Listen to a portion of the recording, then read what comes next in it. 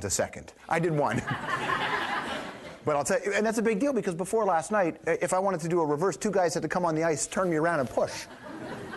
But most importantly, Shay taught me how to stop because I was tired of running into the boards. So, Shaylin is on the program tonight. That's coming up. But first, though, we should start here because Barack Obama in the State of the Union address, it's a perfect time to talk to this person. Her name is Arianna Huffington. She's got an awful lot to say about the world of politics. And I want to find out what she thinks about Obama this quickly. All right, Arianna's on her way in.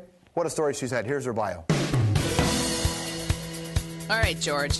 If you look at women in the media, few are more influential than Arianna Huffington. Arianna Huffington, a syndicated columnist, activist. Arianna Huffington is an author and columnist. Arianna's blog, The Huffington Post, is a must-read for the political left.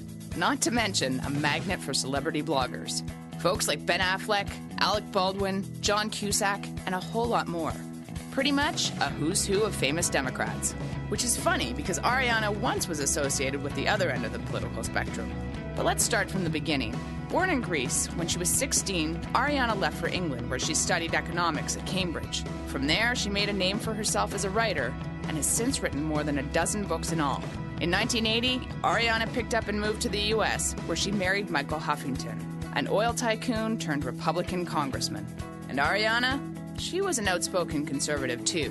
But things changed in the late 90s. Arianna split from Michael, and her politics shifted to the left. George Bush has sacrificed tens of thousands of lives and squandered billions of dollars on an immoral war. In 2003, you might remember she ran as an independent against Arnold in the race for California governor and had a few famous run-ins. Let me finish. Talking about the contacts right now, not about education. Let me finish. You know, this is completely impolite. This is the way you treat women. We know that, but not now. Well, she lost that race, but a couple of years later, she launched the Huffington Post and cemented her place in politics in a different way. Everybody say hello to Arianna Huffington. How are you? Welcome back. Thank you. How are you? Very good. You're good, yeah? Yes, I'm very good. It's so good to be here. It's nice to see you. You're well. I'm happy about that. I'm well. I'm happy. My daughters are doing well. You know, they say when you have children, you're only as happy as your least happy child. So right now they're happy. Ask me tomorrow. But your least happy child right now is all right? My least happy child is very happy. It's amazing the different conversation you and I can have when George Bush isn't the president. Oh, yeah. How different this conversation is. I know, although Barack Obama should be doing better than he's doing. Yeah, there's a lot of people that say that this honeymoon ended very quickly. Well, partly because times are so difficult for so many millions of people. I mean, there are so many millions of families that have no jobs, losing their homes, can't pay their credit card debt. Does it matter what Obama says? Because he campaigns on nouns, he speaks, and then actions are very different. Well, that's really the problem. And now with the new media, there is constant accountability.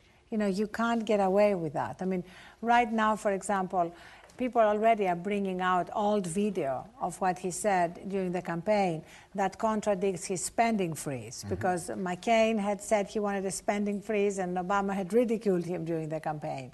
So this is what's happening right now. You can't get away with that. And that's one of the advantages of this, of what the new media are doing. Absolutely, but the challenge there is that it's not just that you can't get away with that, it's that you shouldn't be like that.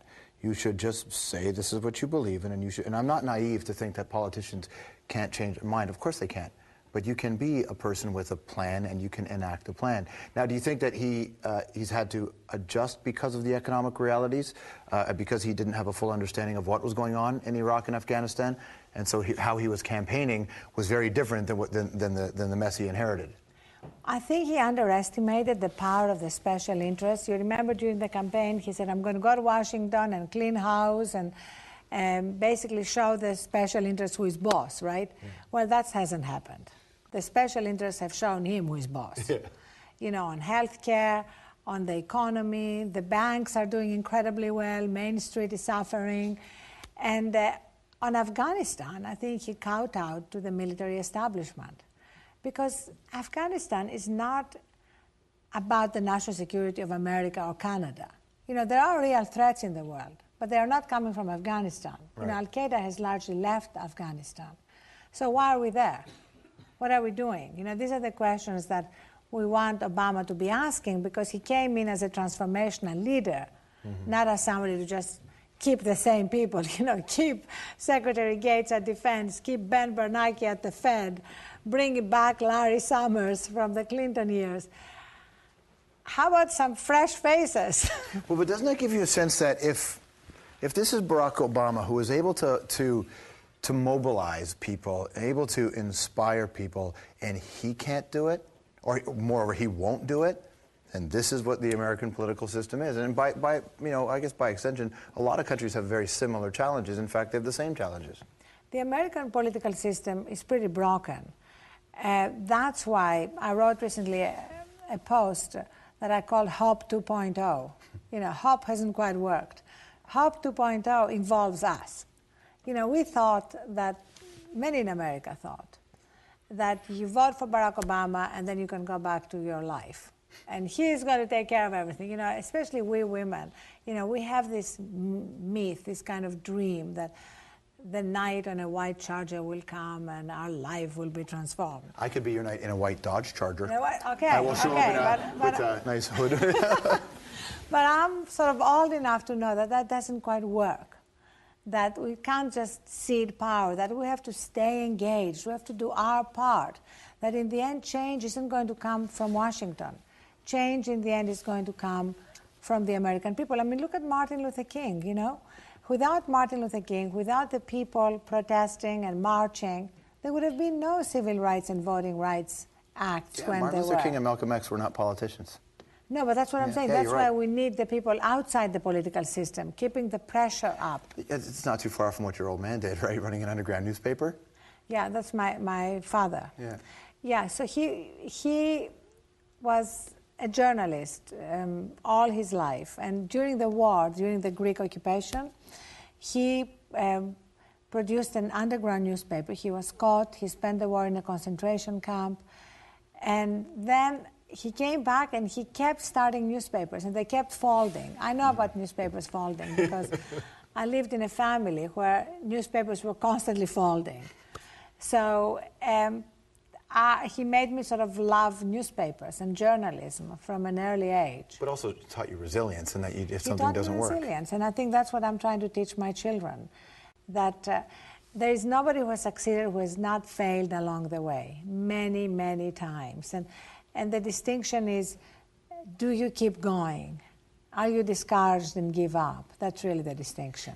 I mean, you're a person who's got means now and resources, and a lot of families, you didn't grow up with the same means that you have now. So when you have kids what was it like raising them, saying, oh, we may have money now, but you don't get to act like you have money? The one thing I tell my children all the time is, every day, be grateful.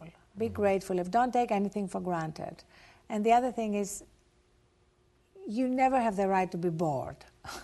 I said you can be angry, you can be anxious, you can be anything, but you can't be bored, because the life is so amazing. And if you can read and do things, the possibilities are infinite. And that attitude has got you in the rooms with some very interesting people. When we come back, we'll play a game of Dinner Table with Arianna Huffington right after this. I'm constantly disappointed by politicians. I feel a little bit like the Greek philosopher who went around begging from statues. And somebody went up to him and said, why are you begging from statues? And he said, I'm practicing disappointment.